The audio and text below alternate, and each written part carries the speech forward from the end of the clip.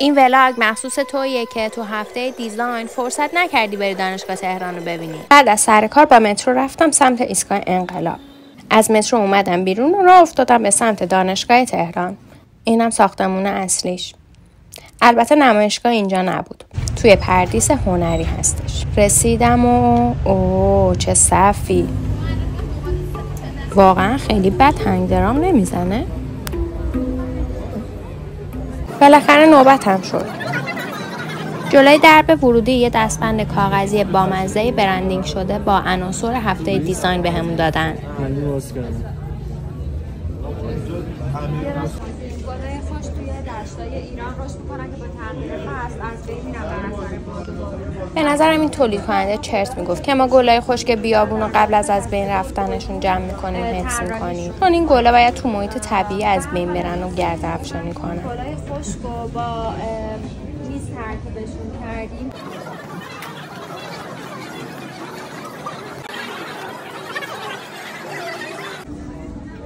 اثرها رو با هم ببینیم. من دیگه جزئیات رو توضیح نمیدم. یه توضیح در مورد این اثر بدم. نقاشی روی آینه کشیده شده بود و نور بهش میخورد و بازتابش میافتاد رو دیوار. خیلی جالب بود. این صندلی ها کانسپتش از ایران باستان هستش. برای جشن 2019 سال جشن هنر شیراز اون زمان دهه 50 طراحی شده. مقابل دو سر هستش و اون مفرق لرستان. این مجموعه که طراحی کردن کانسپت کاناپه آنایتا هستش که در واقع از الهه آنایتا گرفته شده. کافی تیبل جلوش هم که برکت میشه به همراه درخت زندگی. یعنی این سه تا پیس خواستن که یه چرخونه گردونه نشون بدن. اینجا قسمت نگارخونه بود.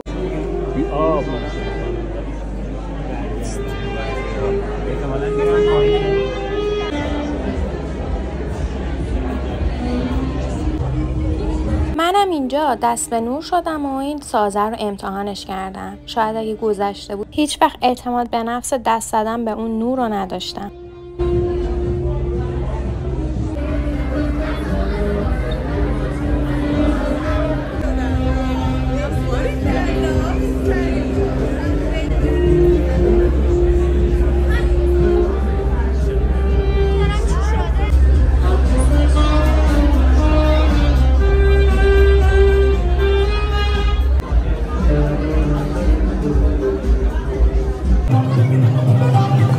خیلی از لوگوی دانشگاه تهران خوشم میاد. حس پهلوی بهم میده. خب وارد این سالن شدم. واقعا یه حس عجیبی اومد سراغم. آدما رو که نگاه میکردم اونا هم همین جوری بودن. از چهره هاشون معلوم بود همه تحت تاثیر جو سالن قرار گرفته بودن. آرتیست این اثر خانم سیما اهوز. واقعا من خیلی ازش خوشم میاد. یه کارگردان هنری و ایده پرداز درجه 1. ببین اینجا همه چی برنامه ریزی شده بود. موزیک، درجه حرارت، نور، بوی محیط، همه چیز برندینگ شده بود و با آثاری که روی دیوار بود هماهنگ بود.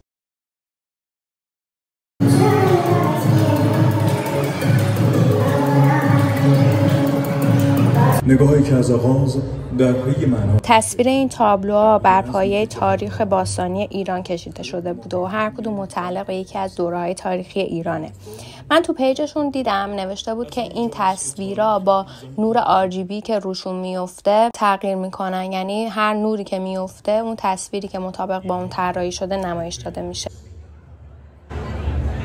در آغاز دیزاین هنوز داشت، اما در دستان نمانا ایرانی داشت، نه از بین رسید شد. نقوش برزانی از نسبت من چند تا از تابلوها رو به صورت کامل براتون فیلم گرفتم تا ببینید چقدر جالب بوده. صدایی که توی سالن پخش میشد در مورد هنر دوره‌های مختلف ایران توضیح میداد. توی یکی از سخنرانی‌هایی که خودشون داشتن من شنیدم که میگفتن از این ایده حتی برای دکوراسیون داخلی، برای طراحی لباس و خیلی جاهای دیگه میشه استفاده کرد و خیلی کاربردیه. فکر کن تو یه مبلمانی داشته باشی که با نورهای مختلف طرح روش عوض شه، یا اینکه اون لباسی که تن مدلت کردی و داره کت‌واک میکنه هر نوری که روش میفته یه تصویر رو نشون بده. اینم از برند رنگ وستا.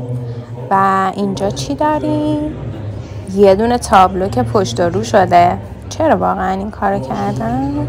خب بریم ببینیم روش چه جزئیاتی داره که باعث شده برش گردونن. من که چیزی دستگیرم نشد، با دقت نشون میدم ببینم شاید شماها متوجه شدین. برام کامنت بذارید. این نقاشی‌ها هم که با رنگ کشیده شده بودن دقیقاً مکانیزم اون یکی نقاشی‌های دیجیتال رو داشتن. اینا هم با نورای مختلف تصویرهای مختلف روشون نمایش داده میشد.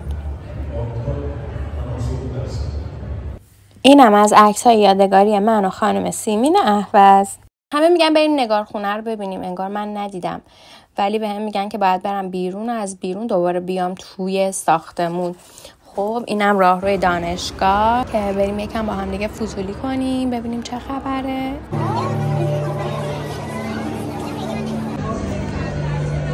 اینم از محیط بیرونی که همه اومدن و ببینید چقدر شلوغه.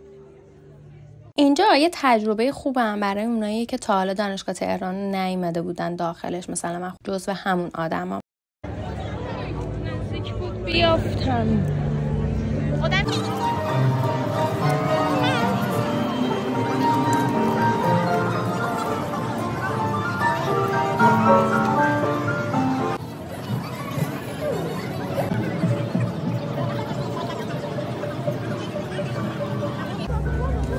اینم یه سازه‌ای بود که دوست داشتم برم تو، یعنی برام جذاب نبود، از همین بیرون میبینیمش.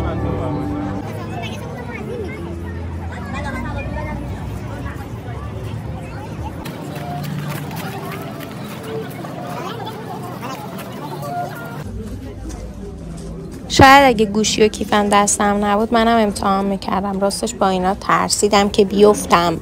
بیشترم نگران پام بودم که قبلا شکسته بود. این تونله تهش یه آینه داره که همون آینه‌ایه که همه میان باهاش عکس بگیرن.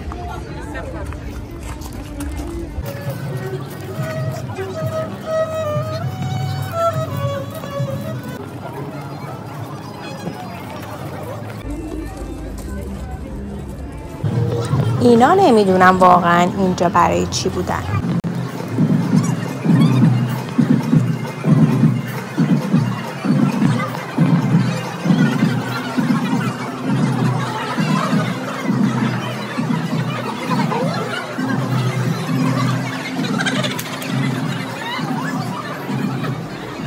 وای اینجاها خیلی تاریکه، یعنی تو محیط دانشگاه نباید یه وسیله روشنایی وجود داشته باشه؟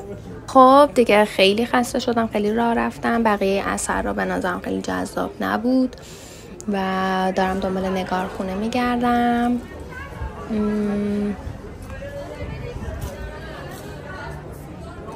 خیلی این پیشی که جزو برندینگ هفته دیزاینر رو دوستش دارم.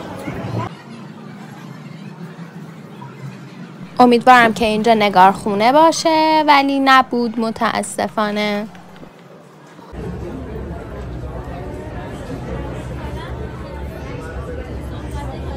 یکی از اعضای تیمی که این اثر رو ساخته بود داشت از خودشون تعریف میکرد که همه میگن این یکی از بهترین اثرهای این نمایشگاهه.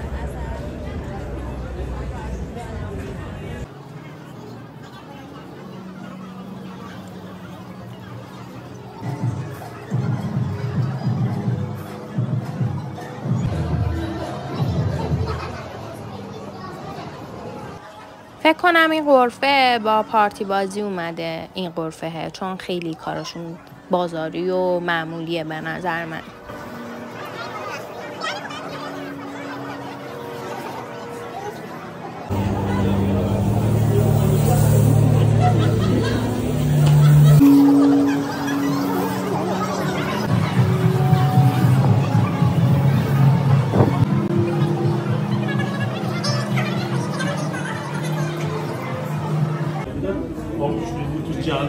خب پله های نگارخونه رو پیدا کردم و رسیدم همون جایی که اولش بودم و اینجا همون جایی که من بودم. اینجا همون نگارخونه است. بیاین با هم دیگه بقیه اثرهای نگارخونه رو ببینیم. من این تابلو رو خیلی دوست داشتم، همینطوری چون لوگوی کانون پرورش فکری کودک و نوجوان داخلش بود و من خیلی عشق خاصی به اونجا دارم.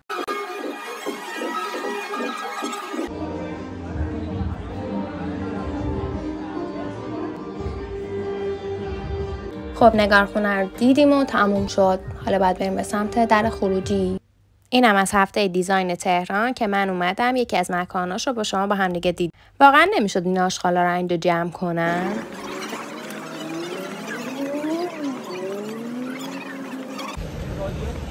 خیلی راه زیاده، واقعا خیلی راه زیاده و من خیلی خسته شدم. خواستم بهتون بگم این اولین ولاگیه که من توی زندگیم گرفتم و توی یوتیوب آپلودش کردم. امیدوارم خوشتون اومده باشه. بالاخره در خروج. تا خداحافظ.